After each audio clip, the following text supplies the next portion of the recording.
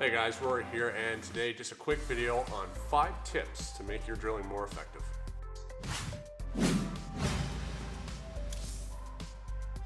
So the rate in which we improve in Brazilian Jiu-Jitsu is dependent on many different variables, but the two main ones are the frequency in which we can train and the quality of our training. And so it's really important that we maximize our time efficiently and effectively while we're drilling. So the first tip, we're going to talk about reps and length.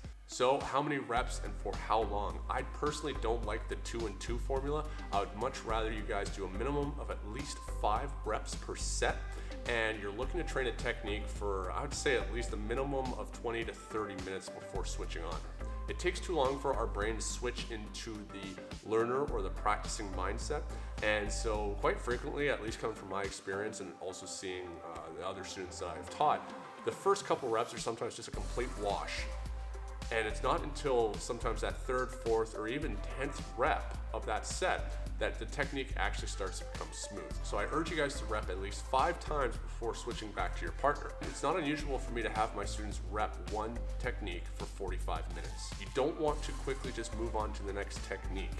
I hate classes in which there are sometimes 3 to 5 different moves taught throughout the class and sometimes not even connected. You're not spending the time that you need to become effective at it. It's not uncommon for the brown belts and black belts at our academy to sometimes rep a technique 10 to 20 times before switching, depending on how complex the technique is and how experienced we are with that technique. It's about getting the number of reps in for that specific technique to instill it into our memory. Tip number 2, start slow. Slow is smooth, smooth is fast. The worst thing you can do when you're training a technique for the first time is to just try and go through it way too fast. Practice doesn't make perfect, perfect practice makes perfect. Try and go through the technique slowly, get that technique smooth, and then throughout your training session of that day or within that week, start ramping it up faster and faster. As you get better and better at the technique, you can start to increase the speed and the resistance of your training. Your partner can start giving you some feedback. You guys can start to ramp up all the way into positional sparring. That's usually how we like to wrap up our class. Sparring the specific thing that we've been working on so that we get to pressure test it. That's what makes Brazilian Jiu-Jitsu so effective, is the fact that we get to live spar these positions or these techniques to make sure that they are going to be replicable in a real self-defense or competition situation. Tip number 3, drill connected techniques if you're going to be drilling multiple techniques. What is that specific area of your game that you're looking to improve upon? I hate classes that show you a guard pass, then show you how to do something from back control, that then show you how to escape an arm bar. They're totally disconnected, and if we're not thinking about the underlying concepts behind what we're doing, and we're also trying to cover multiple areas at the same time, the training becomes broken up and we're not training a system.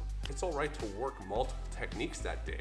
You don't have to stick to one technique in the drilling session. In that, whether it's you teaching a class or you're going in for your own training time, you can practice 5 techniques within the hour, but hopefully they are connected. So if I'm going in for guard passing, I want to work guard passes. First thing I'm going to work on is my leg drag, and then I'm going to be starting to work on how to connect into the Toriando pass if my opponent starts to shut that down.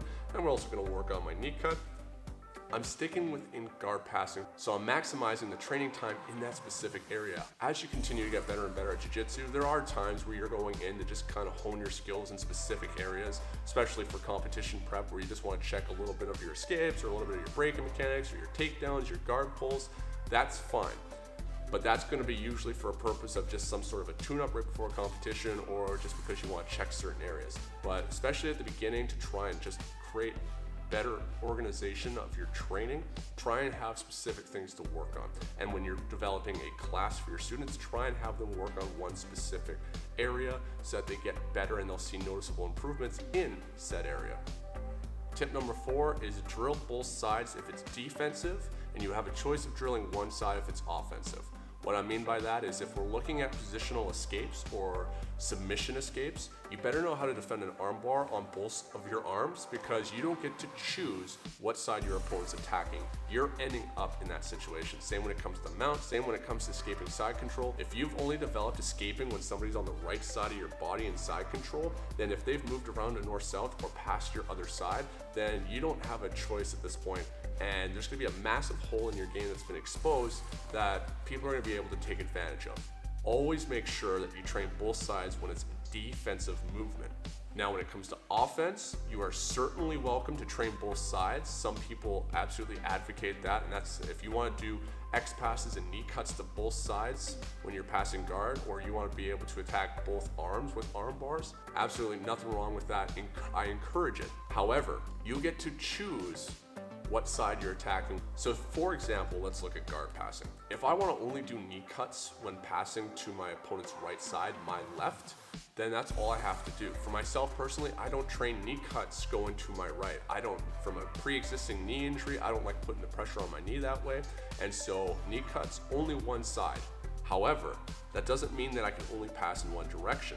It just means that I'm not necessarily using the same technique to go both sides. This is the type of style that Marcel Garcia talks about, where he is using one specific technique to go to the left, but then he'll have a completely different technique that he trains to go to the right. I make sure that I cover both directions, because at the higher levels, we can't just go one direction to be able to pass our opponent's guard. We need to be able to chain multiple directions and multiple techniques together, but you don't have to use the same technique.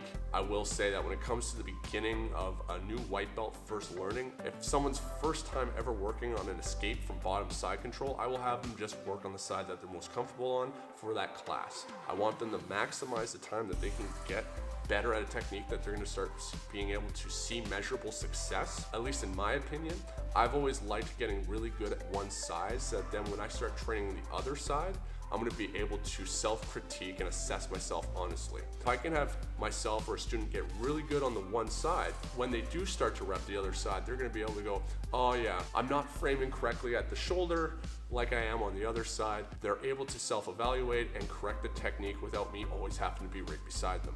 And tip number 5 is try and think about the concepts of the technique. What I mean by that is, instead of just turning your brain off, glazing over, and just going through multiple reps throughout the hour, try and think about the concepts behind the technique that make it effective. Try and think about the reasoning for every single part of that technique and why it exists. Instead of just doing an armbar, throwing your leg over top, and just quickly getting that tap every time, try and think about what you're doing to your opponent's alignment to create vulnerability and understand why this submission is working. What am I doing to cause a kazushi to affect my opponent's structure and base, to shift their center of gravity, so that then I'm able to start getting positioning to encapsulate and control the movement of my partner's shoulder, isolating the shoulder? How am I starting to set my hips up to create a fulcrum behind the elbow? How am I getting my leg over my opponent's head effectively so I can break posture while managing the range so that they can't move in and stop the armbar? How am I stopping their hands from trying to connect, so I'm shutting down their defenses at earlier stages? And going through the breaking mechanics of making sure that I'm isolating the shoulder, creating a fulcrum underneath the joint, which is going to be the elbow, and having proper access to the end of the lever to maximize the force output that I can generate into my opponent's elbow. Eventually, once you start to understand the techniques really well, it's not something that you have to be thinking about as consciously, because it's just instilled in you, but it helps you understand why you're doing the technique and why it's being effective, and that's going to help translate to other techniques other than just the technique or the submission that you're working on in that given instance. So guys, in my mind, drilling is so important. It's how we make sure that we hone our craft and our technique to be as efficient and effective as possible. It's something that we have to keep doing even as black belts. So I hope these tips are useful to you and that you're able to implement this to make your training more effective.